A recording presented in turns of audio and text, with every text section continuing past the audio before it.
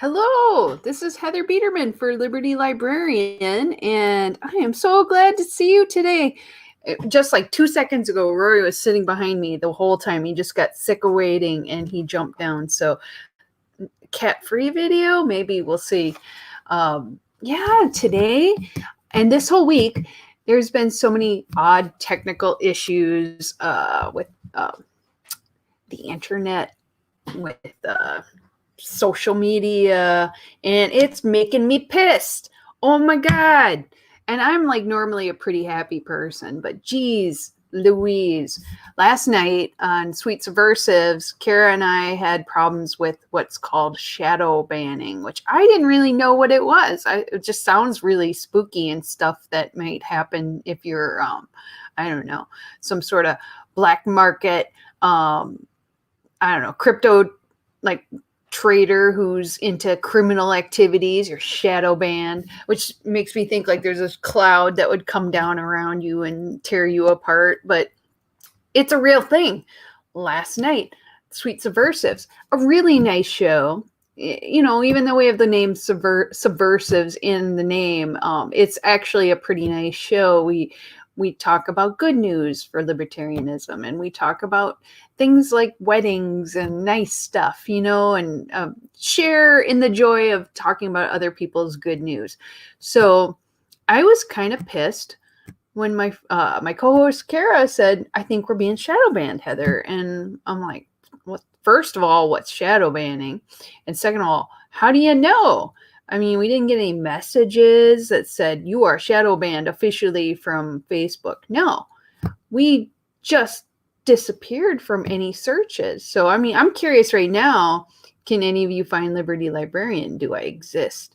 And it's easy if you find me like in the normal places, like you go and click on a Liberty Librarian or on my actual personal page or on Freedom Revolution Network where I post, and I double check that, and those actually are showing up. But I'm gonna look right now because I mean, well, it won't matter because like if you own the site, you show up no matter what. So the only way you can know is if somebody else who isn't an administrator on your site actually looks at it. So I did a little research about what shadow banning is, and shadow banning got its start back in those online bulletin board sites. Do you remember that? Like where you go and like meet people online and talk about your favorite interests. We had one that was like a Pernies group where you could chat on there with people. Some of it was live, some of it was like a message board. But what shadow banning was back in the day was like somebody is posting too much or hateful comments or something that's making it blow up, and the admins were like getting sick of it. They could make it so you don't show up to anyone. They wouldn't tell you you're banned, but you would just kind of disappear from it. So no one would see your comments. No one would know that you were on. It was like a soft way of getting rid of people who had ideas that you didn't like. So fast forward to today, well, and then that would suck too, because if you're really pissed off about something and posting, all of a sudden no one's responding. You're like, did everyone just start ignoring me? No, you were shadow banned. So fast forward to today, and this is a new thing. This is something that all the major social media is doing. It used to be you just get banned for stuff. Like they didn't like it. You would get a notice. Usually, which, by the way, if you watch Freedom Revolution, of our links, and my Liberty Librarian YouTube link works. So if somebody wants to use YouTube, they can use it through there. But our Freedom Revolution Network YouTube is not working for uploading right now. And I tried it 2 different ways. I tried it directly through StreamYard, and I also tried it through our like a site called Restreamio. And Restreamio actually is nice enough that it comes up and says that you are unsavory. They're so sneaky, Sylvia. So freaking sneaky.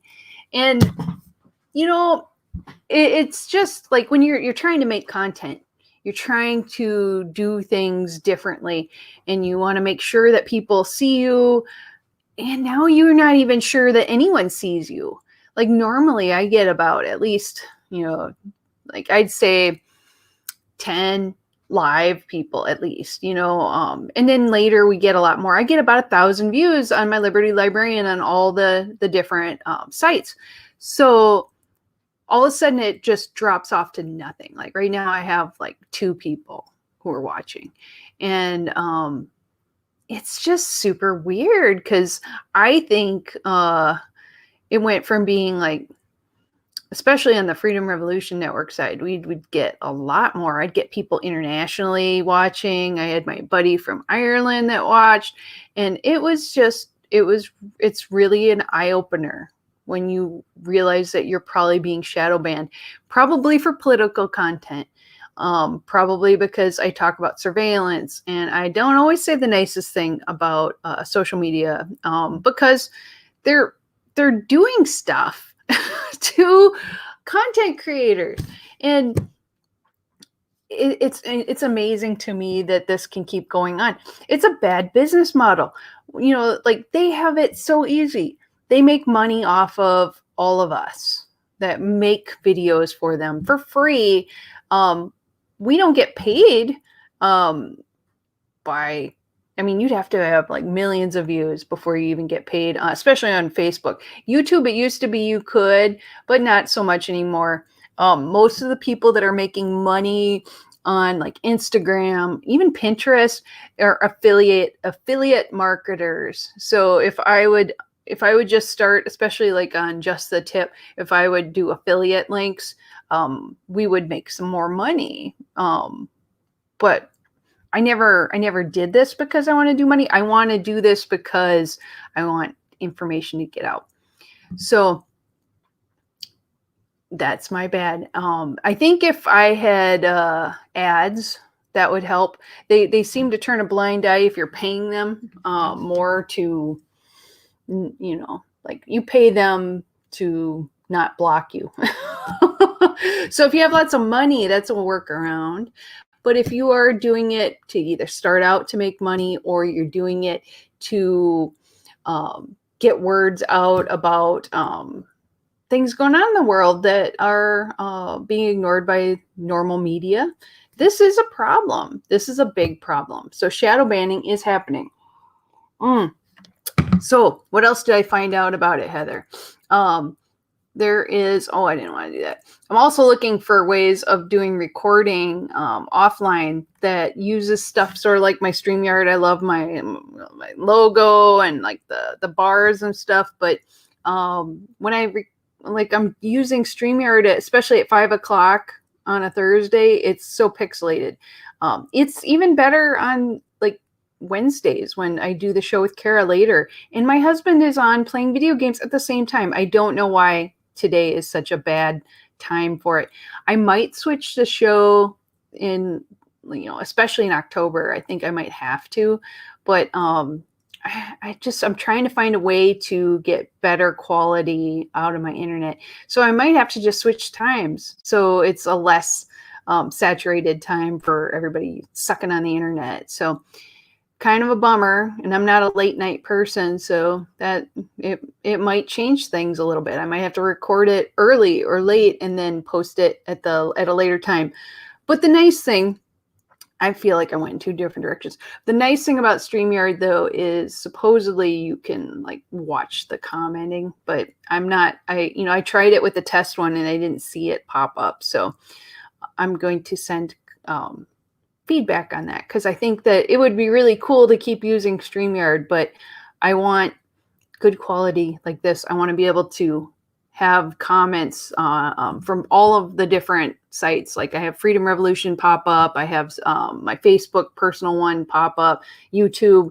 So that's why I like StreamYard, but I also don't like this quality thing that's going on. So anyway, back to shadow banning, and I put the @ in banning because seriously, I just wonder if even having that word will get me shadow banned, because that's just shit. And I think our YouTube channel got banned because somebody is using music in their background. It might not even be intentionally. It might be playing in the background, but every time they hear copyrighted music, kids, it's making us get banned. So we have to have one of those come to Jesus talks with all of our network people about, like, you can't use copyrighted music. And if it is something you paid for, we need to get this through to YouTube that this is actually stuff we paid for. So don't use copyrighted music in your online streaming videos because they're gonna zing you. They're gonna zing you. It's just like that thing with the police that I talked about the last week, I think, or the no. And I have so much to tell you.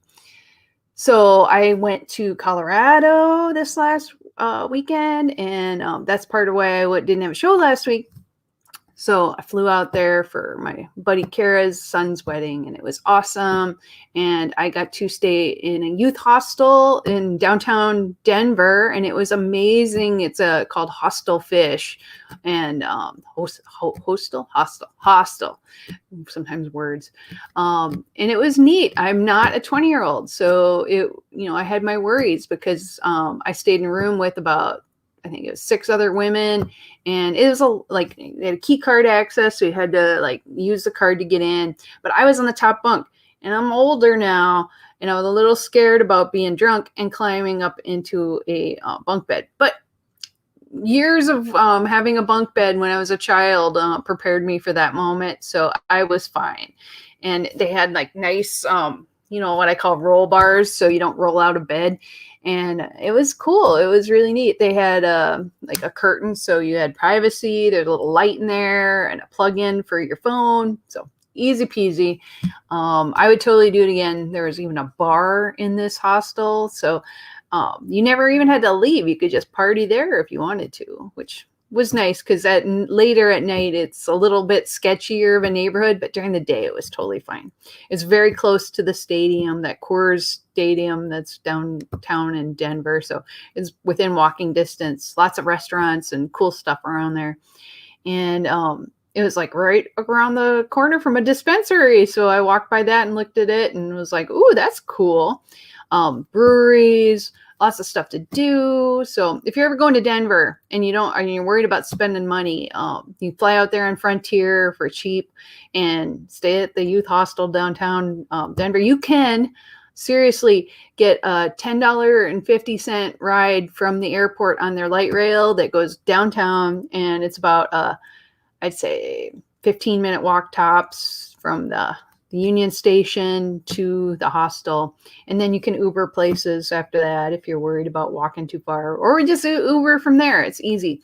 But the walk was not challenging at all. Very flat there. The only thing that's bad is if you're not used to altitude, Denver is a little bit of a pain if you're a lowlander, but very cool. So had a great weekend. I'm sorry I missed you last week. That's my explanation. And it's just great getting to see things change and have things be kind of good. So my summer vacation is coming to an end. Next Monday, we go back to working full-time face-to-face, although we're going to have a new mask ordinance starting on Monday.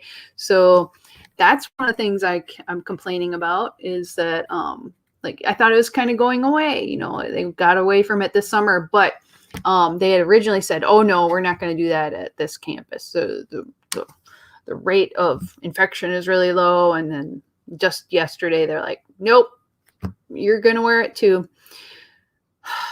So here we are back to that, and hopefully we don't get school shut down again and have to work for another year at home, because I think I would just lose it. It is what it is, and I don't know. It's not like you can control it at all, but I get a little fed up by that crap. Get fed up by all the rules that have been coming up from everything. They're talking about, well, at my work, they're going to make us have vaccines, which I already have my vaccine. I'm like, I know it's none of your business, none of anybody's business, but people get mad at me because I'm like, I don't really think we should be making people do that, and at least they're going to have an option, but it's a ridiculous option about having people get tested weekly, which if they had a really easy test that was available at work every day, I think that's fine. That if it was something like you could just like spit in it and 2 minutes later, then it's fine. If the employer wants to do that, that's their own stupid business. But they're going to probably make it so you pay for it because they're going to punish you. They want to punish people for not complying to everything. So that got me down this weird path of compliance, anger, and then I get people who get mad at me who say, well, you should just agree and just do it. I'm like, I am just doing it, but it doesn't mean I'm happy about it. It doesn't mean that I think it's the right thing to do. And once we give up rights, it's gone forever. It's just like, you remember before 9/11 when you didn't have to go through security the way you did and get scanned and they make you pay for it, by the way. If you ever look at your fees, you are paying for them to molest you every time. And I just had that fun experience at the airport. You couldn't bring liquids because they're afraid you're like a bomber with a shoe bomb or something.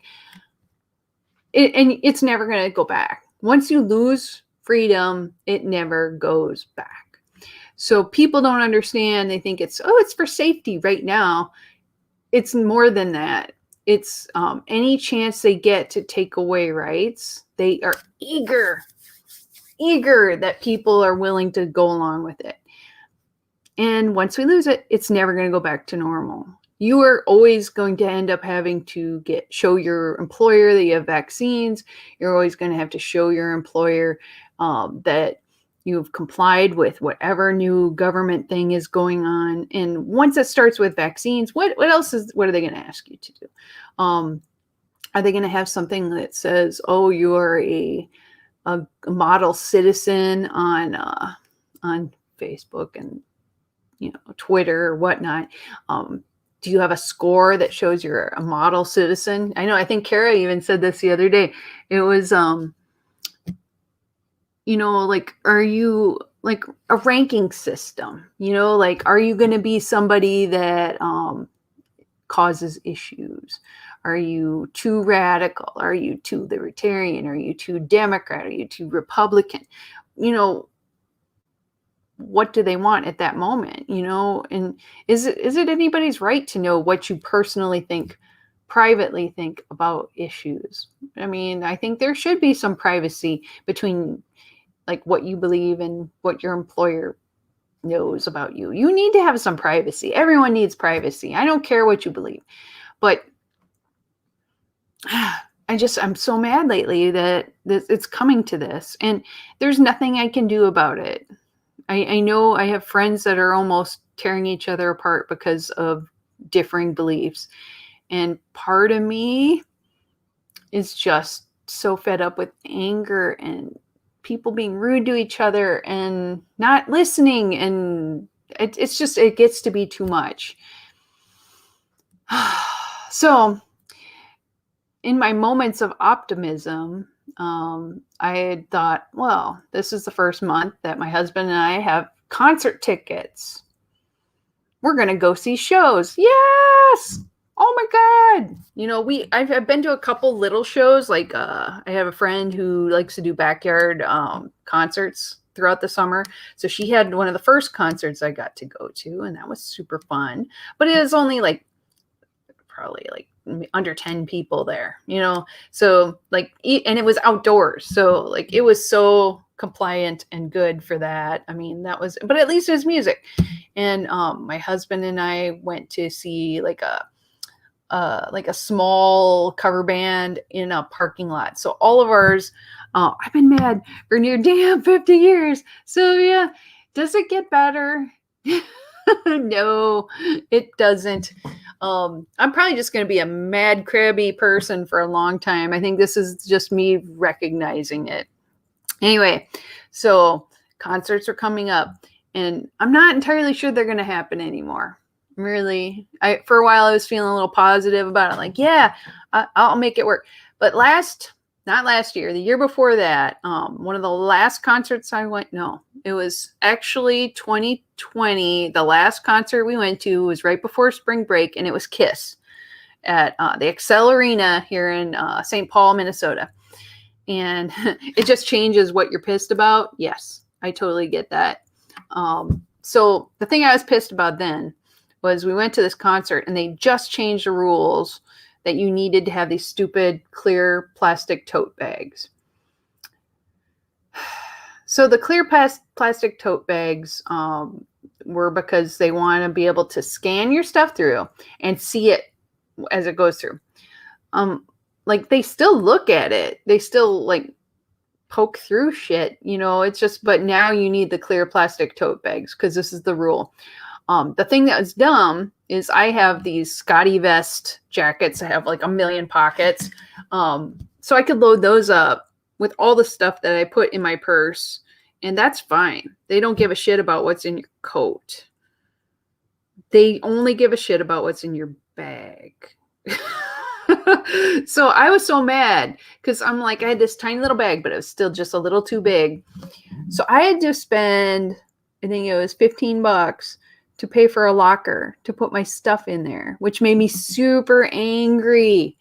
Oh, and 50 years ago, you couldn't open your own bank account because you're a woman. Yeah, that makes me mad. And it's not that long ago. My mom had the same thing. And it's just ridiculous how the rules that they say, oh, that it's what we do, you know, like, or if you're a black man that, you know, like you couldn't vote for a long time. You couldn't have, you know, women couldn't vote. Women couldn't buy property. Women couldn't have their own credit line if they're single. You had to have some man sign off on it. It's ridiculous. But like people take for granted that our government sometimes a lot of times may make some really poor choices in the name of safety and in the name of what they can get away with. What people will go, oh yeah, that's reasonable. That makes sense to me. No, it doesn't always make sense, and it's not always reasonable.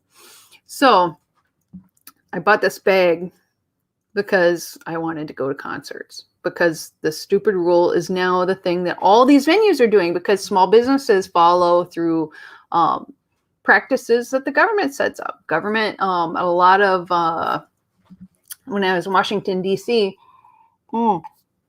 they have a lot of security points to get into major national, federal, what do you call them, like museums, like the Smithsonian. Like you want to go to any building, you have to go through security. You got to get scanned. They got to look at you. They got drug dogs. They got everything.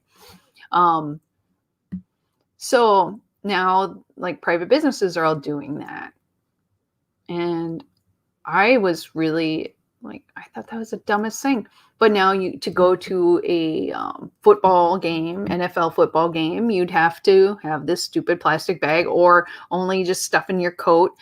And I like having a purse. I like having my umbrella with. I like having my wallet. I like having all this shit that I just like to have. Like sometimes stuff is necessary in life, you know, like what if you get diarrhea? I want to have my drugs with. I want to have like ibuprofen. I want to have like anything. Like I have wipes in case you spill, you know, and there's always shit and there's always someone standing up against it. And the shit does go away, but then new shit takes its place. I love it.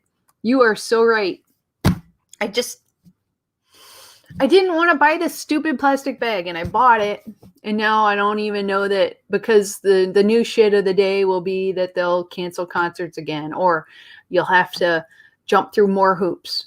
And I'm getting kind of afraid that it's never going to be easy to go do anything again.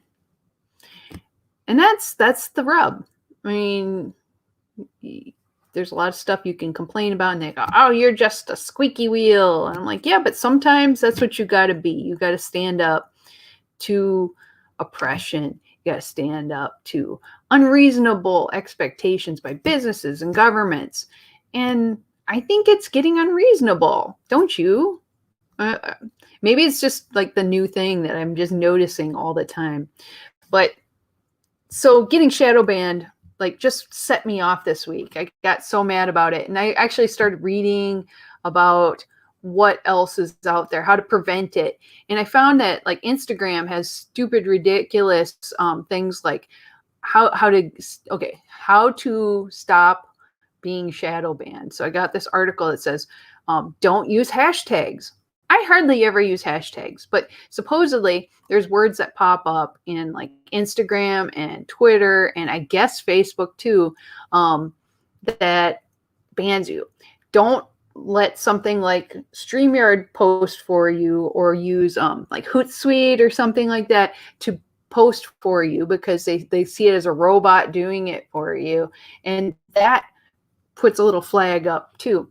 If you constantly over comment on your pages or on your groups or whatever, you get too many likes on it, they can shadow ban you. Who knew?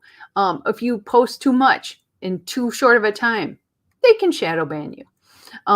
They say that if there's somebody even reports you, you could get shadow banned. If you switch account types from a business to a personal, like downgrade it in some way, you can get shadow banned. So here are some of the, I'm going to like put up on the screen some of the shadow banned hashtags that I think is ridiculous. Let's see, share screen. I think this is it. It's an infographic. Yep.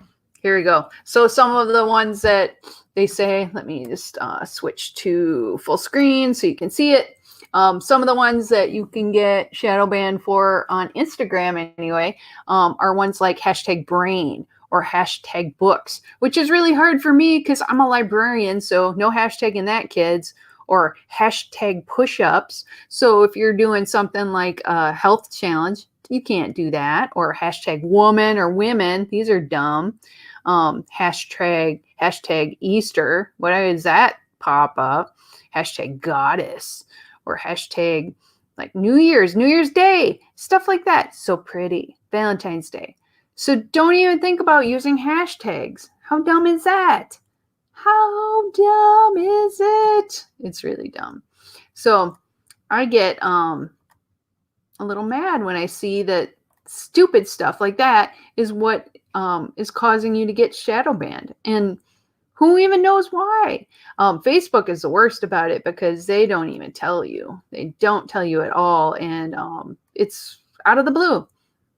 How do you reduce your chances of getting a Facebook shadow ban? According to correctdigital.com, they suggest share only rich and valuable content. How do you know if your content is rich or valuable? Don't use bots to gain followers or like. Let me tell you, I don't. Don't use banned hashtags, which I've never found a list of Facebook banned hashtags. And don't be spammy. Don't post the same comments or go overboard in promoting stuff on different pages. Go low and slow, I guess. But, on the other hand, you're trying to grow your content. So how does that work? I don't know. So you see, I don't think there's a win-win in this. And I'm a little bit bummed about it all. After learning about shadow banning and the like, I know there's a huge conspiracy theorists out there that think like they're out to get conservatives and they're out to get, anybody who's on the edge of liberal, extreme far left, far right, whatever. But I always kind of thought, this sounds dumb because, like libertarians are kind of what I feel like are sort of moderate in some ways because I don't know. How do you even describe it? Conservative, fiscally, liberal, like for freedoms and rights. So does that make us in the middle? You'd think that because of that, we wouldn't be getting banned so hard. But I think because we're not in one of the major groups, we definitely get our target. So, oh God, I gotta have another sip. Anyway. I'm going to get off my high horse on that, but thank you for listening. I feel like this is a therapy session for me. I just can't understand how my Liberty Librarian show is so nice and we talk about freedom, but it's gentle. I'm not like, let's go burn the shit down. No, I'm just pointing out obvious things that are coming up in our world. And I'm feeling some frustration this week. I don't know if you are too or not, but it gets to you. Let me say though, I appreciate that I see more and more people are watching it now. So at least that I'm not so shadow banned that you couldn't find it. So bless you for joining me tonight. I really love getting to see you all. It makes me very happy. So we're going to switch gears because obviously I've been bitchy. Jesus. Tell me about your childhood, Heather. Let me tell you, I grew up in Iowa. It was a lot of corn and a lot of angst. Oh no, there wasn't much to do, so it was kind of boring. But yeah, I don't know. I thought I had a nice childhood. I grew up before computers were a thing, really, and it was a different time. I can't imagine what it's like to be a kid today. Can't. My parents actually got a Apple II Plus was our first computer when I was in elementary school, and we learned to program on it, and it was still different back then. And internet really wasn't a thing until I was in college, and that was just starting. And I dated a guy in college who was a computer science major, so I got to play with the internet before it was a thing. And we had AOL. Ugh. And now look at, I'm doing a show and I can't even fathom, like if me from college till today would be like, how is this even happening? Yeah, right. Sometimes I'm still like that. But anyway, so let's talk about some intellectual freedom news since I got you here. I always like to go to the American Library Association Intellectual Freedom News blog, and every week they come up with great new news. So if you don't get enough from me, please go check them out. They're fantastic resources for great news, and I love them with all my heart. And I love it because it's not always what you think it would be. People sometimes think all of it's very liberal or eating the government agenda, but it's intellectual freedom. It's where it's at. So there is, in Tennessee, I thought this was really interesting. In censorship is going around the country is there are a lot of people who are having problems with race discussions. So in Education Week, a couple weeks ago, they talked about in Tennessee, they are reacting to discussions on race in the classroom by having a $5 million fine for teachers if you start talking about race in especially K through 12 classrooms. And I think the worst is for younger. So Tennessee aims to levy fines starting at $1 million, rising to $5 million on school districts each time one of their teachers is found to have knowingly violated state restrictions on classroom discussions about systemic racism, white privilege, sexism, and according to guidance proposed by state departments of education late last week. So teachers could be disciplined. More likely their first offense they would be, but they could also lose their teaching license for teaching that the United States is racist or sexist, or making a student feel guilt or anguish because of past actions committed by their race or sex. Irregardless, you think this would come up when you talk about history, if you talk about women's right to vote, Black people's right to vote, that things are constantly changing and evolving. And at that time, you have a good discussion with students about, why was it that way? Why is it perfect now? No, it's not perfect now if we're having riots around our country. But for some reason, there's backlash in different parts of the country about there is a disproportionate impact on underfunded majority Black and Latino school districts. People are worried for young students of color who are in districts that are majority white, and there's no protection for them or their white student peers in learning about truthful history and racism. However you feel like to what extreme and how often they should talk about it, I never think that having endorsed censorship, especially a fine system for just talking about issues that are real things in this country, is realistic. But then again, it's Tennessee, so it's hard to say why it's happening so much. But that's a place where it is, and this is not unusual. It is going on around the country, where censorship on discussions and displays in libraries, and there are concepts that people who are teaching in classrooms cannot teach anymore because of the fining that's going on. So thought police, it's a thing in 2021. How surprising is that? So in Tennessee, they cite 11 broad concepts that teachers can't teach or use materials to promote. Let me tell you what some of them are: inherent privilege, racism, sexism, or oppressive, whether consciously or subconsciously, making people feel guilt for past actions of their race or sex. Experts have called the language of those laws vague, probably intentionally so. They are going to allow the public to weigh in on the rules until yesterday, according to the Tennessean newspaper. So Tennessee is one of 11 states this year that have drastically curtailed districts that fight systemic and individual acts of racism, homophobia, and sexism.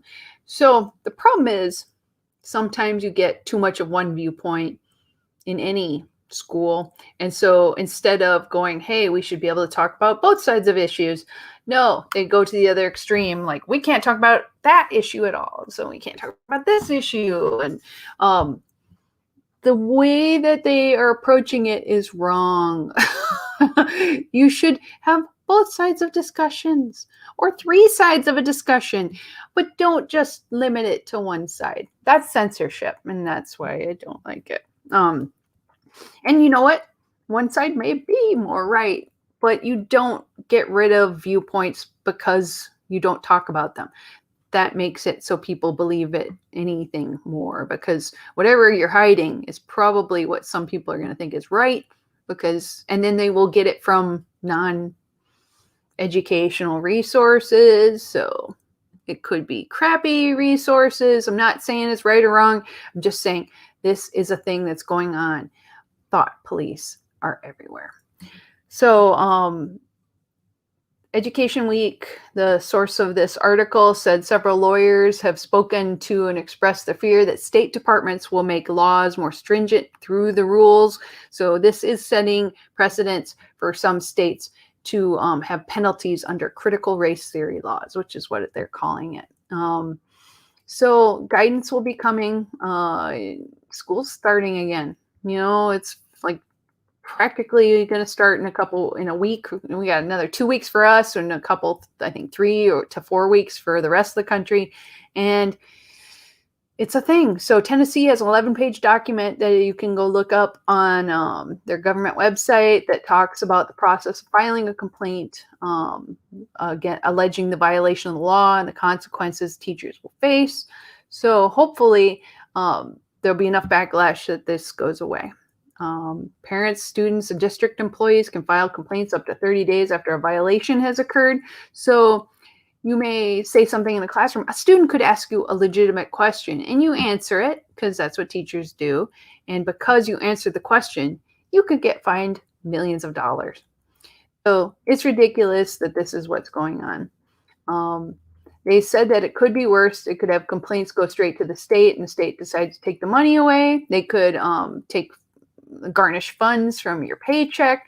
So, they're making it less and less sexy to be a teacher nowadays if you could get fined for just teaching. So I just wanted to bring this to your attention because it's mental, super mental. Okay. So the next thing I wanted to talk about, let's see, where was that? Oh, I gotta look at this first. This is one I didn't get a chance to look at, but it was exciting. And Reuters, they had Dark Patterns, a new frontier in privacy regulation. So Reuters had an article about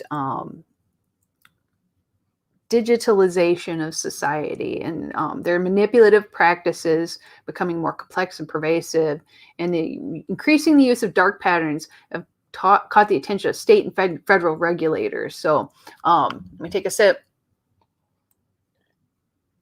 Okay, so this was written by, let me just make sure I give credit where credit's due, Catherine Zhu, I think it's Zhu, the Z-H-U. So California became the first state to pass consumer privacy legislation banning the use of dark patterns. So dark patterns, like Colorado is also banning dark patterns. Washington is building laws to ban dark patterns that trick users into giving away your personal data. So it's a data privacy bill. And then this is a thing that I hadn't known what it was called.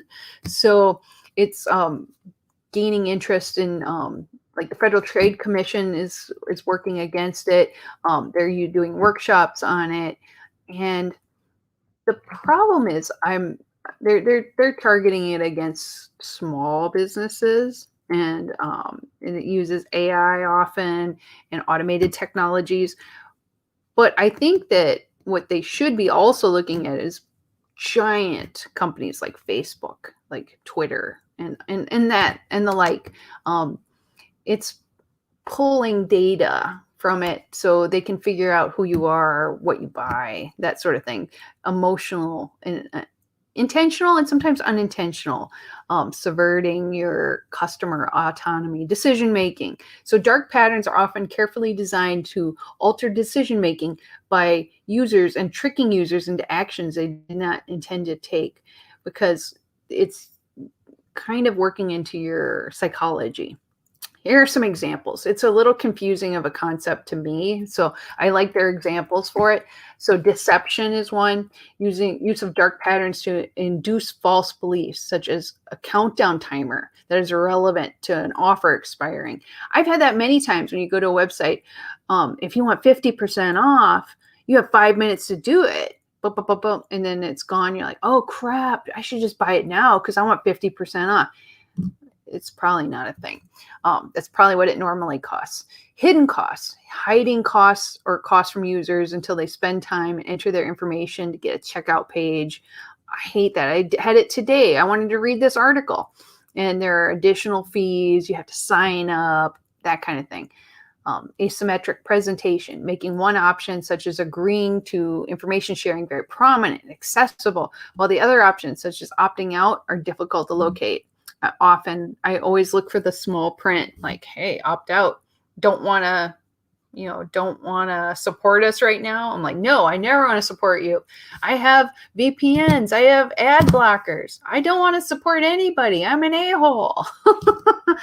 Covert ask, presenting an offer that asks for customers to provide certain data in exchange for a reward, like send an email for a $25 discount or 25% off discount. You know what it is. They want more information, like phone number. This is like standard operating procedure for a lot of people who are starting their own blogs, websites, content, and I hate doing that. So I've never done it, and that's part of the problem. Is I'm probably never going to make money because I don't ask for that stuff. I hate making lists. Why have a list of people? If they want to find you, they can come to you. If they want to buy your stuff, they'll come and buy your stuff. You don't need to force people to do it. So forced continuity, signing people up for a free trial and is required to enter your credit card information. I hate that. I will never do it. No opt out once you get there. Some of them, and this wasn't mentioned in the article, but like making it really hard to quit something that you didn't realize you actually had to pay for. Some of them are easy to identify, such as intentional manipulation. Others are hard to identify and sometimes even unintentional by businesses. So they're looking at cracking down on it, but I think they're doing this a lot of times to small businesses, and they need to look at the way big companies are using these. And a lot of them can pay for violations, and they don't care because it's like an advertising fee to them. Businesses that don't comply in California can experience fines up to $7,500 per violation. which people have to turn them in for. But Colorado, it can be up to $20,000 for violations with a maximum penalty of $500,000. So this could actually really target small businesses from doing dark pattern kind of manipulation of consumers. So on one hand, I am grateful to not have to deal with that as much. But on the other, I really don't like that the government is sticking their nose into some of it, because that means businesses can't compete. I mean, what do you think about that stuff? It's new to me. So dark patterns, that's a new terminology for it. So very cool. And where was it? The Minnesota School District banned on All Lives Matter signs. This is I gotta make sure this doesn't start. It's going. No, good. Okay. So in the Newsweek, this on August 4th, Minnesota School District banned All Lives Matter signs, and it violates the First Amendment, and there's a lawsuit going on about it.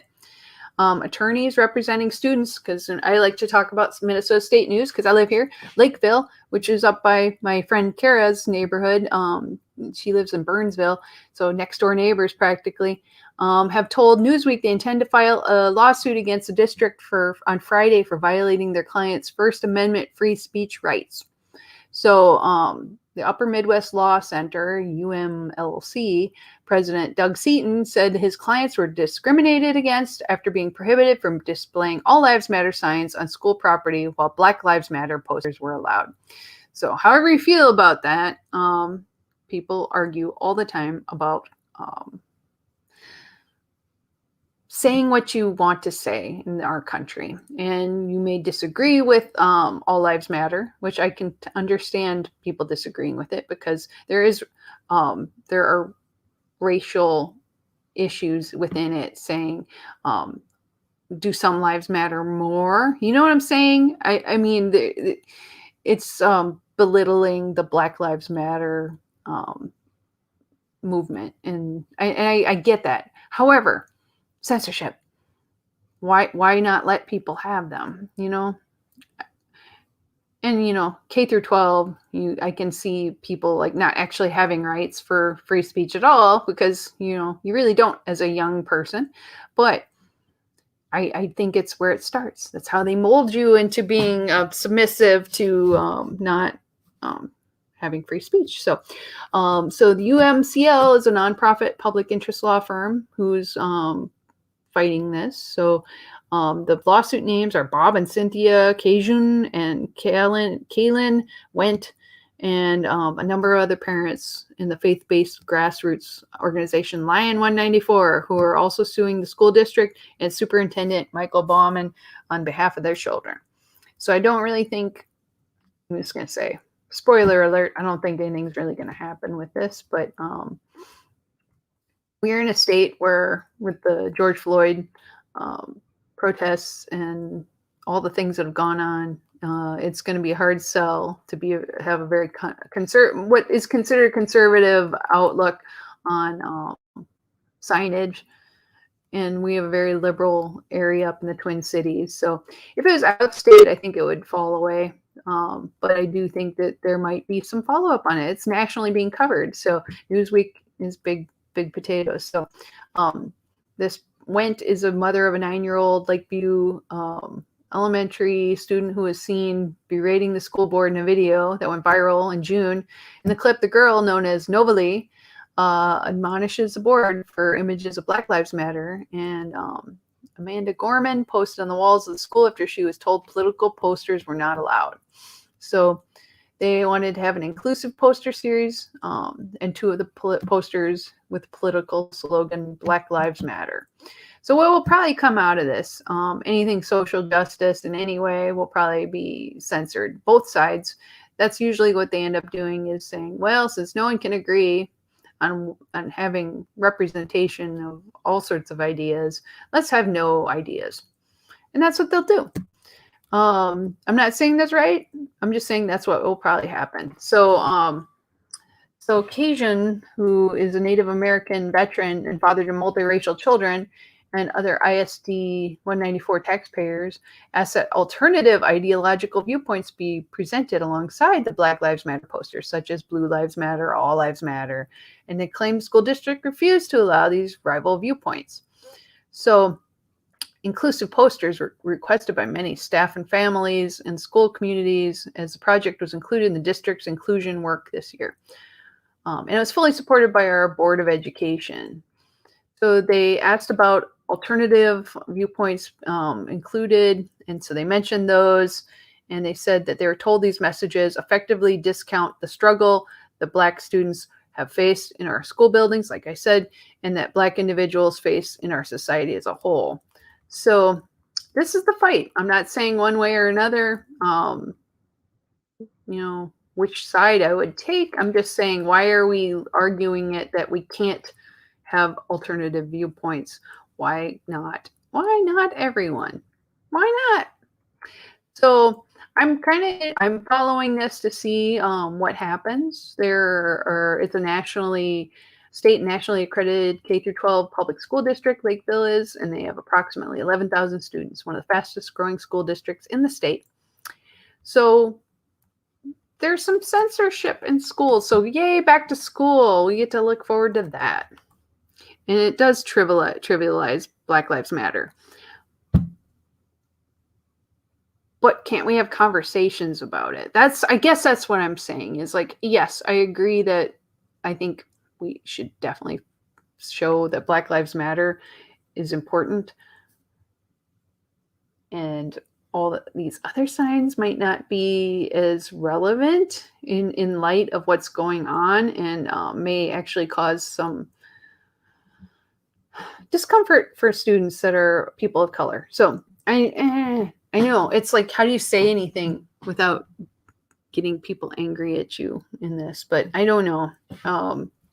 I really don't know anymore. I just feel like everything is censorship now. You can't have any ideas, or you get you can't even let people talk about it, or you get canceled. So that's the problem. Okay. Where was the last one? Okay. Here is something funny. You always think of Apple as having, like, a lot of people, you have iPhones and stuff. There was an anti-vaccination dating app that was actually removed. It was called Unjected from the App Store for inappropriately referring to the pandemic. The app owner says it's censorship. It is. Just saying. I don't even have to hardly talk about this. They offered medical autonomy and freedom of choice, and the app was removed. A dating and community app for unvaccinated people. I'm sure that if you want it, there's probably a workaround that you can do it. And I mean, like, it's got to be hard dating in this world anyway. I'm so glad I don't have to date. Oh my God. So that's a story. I'm not going to go deep into that one, but I just think it's interesting that places like Google Store, app stores on Apple are blocking apps because they don't like their content. You'd think they want to make money. Okay. So anyway, the last one. I'm kind of running out of time. Oh my God. Oh God. Some of these are just annoying. Hey. Oh, I changed my mind on a couple of them. Here is international news. I'm going to end on international news because I think that's kind of nice to not always be looking at ourselves. This is in inews.co. It's a UK. It says, oh no, my ad blocker wrecked it. So police are across the UK are testing a new retrospective facial recognition software that could identify criminals and missing people. That's not the one I was looking at. Where did my article go? Okay. Anyway, no international news, I guess. I was going to talk about Iranians fear turning into another North Korea if draconian internet censorship bill passes on Radio Free Europe. But for some reason, this went to a weird place. I wonder if I do take that and Google search it somewhere else. Maybe it'll come up. Let's see. We'll see. Did I ever show you what that bag looks like? I took the time to download it. Let me share it real quick. My clear bag that pisses me off yet to this moment. That's it. It's my bag. I bought one like that. It has an additional strap too, but goddamn. Why are the rules? There's so many rules. So here it is. Iranians. It must have just got it disappeared. So Radio Free Europe, Radio Liberty is where it is. So it's Iranians fear turning into another North Korea if draconian internet censorship bill passes. So it's a thing. I think freedom of speech is really in danger lately, and I wouldn't want to be in Iran if their bill to hand control of their internet gateways to the armed forces and to criminalize the use of virtual private networks like VPNs, like I was talking about. So this is being sent to review for parliamentary committee.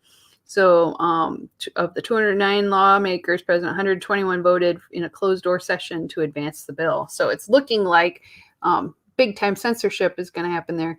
And if you start seeing countries doing more and more of this, I wouldn't be surprised. It's lack of control of cyberspace that they think is like making terrorism and that kind of thing. Also stops free speech and free discussion of ideas. So it makes me scared and a little bit sad. But this is my bitchy against like the shadow banning, all of the censorship in the world. Obviously, this is my theme of the week. Pissed off. Grr. So give me something to be happy about. Like send me a message. Send me pictures of kittens and puppies and whatnot. I think we need to have it get a little cheerier around here. So hopefully, knock on wood, I don't have, I get to use my plastic bag and get to go to concerts. And the first big concert I go to where I use that, I'm going to take a picture of it and I will share it with you. And you can kind of go yay and cry for me at the same time when I have to use that damn bag, but it is what it is. So have a great rest of the week. This is my last weekend of freedom. So next week we're back to work full time and face to face with people, wearing masks, and then school starts the next week after that. So have a great weekend. I love you guys very much, and I hope everything goes well, and keep fighting for freedom. Love you all. See you next week.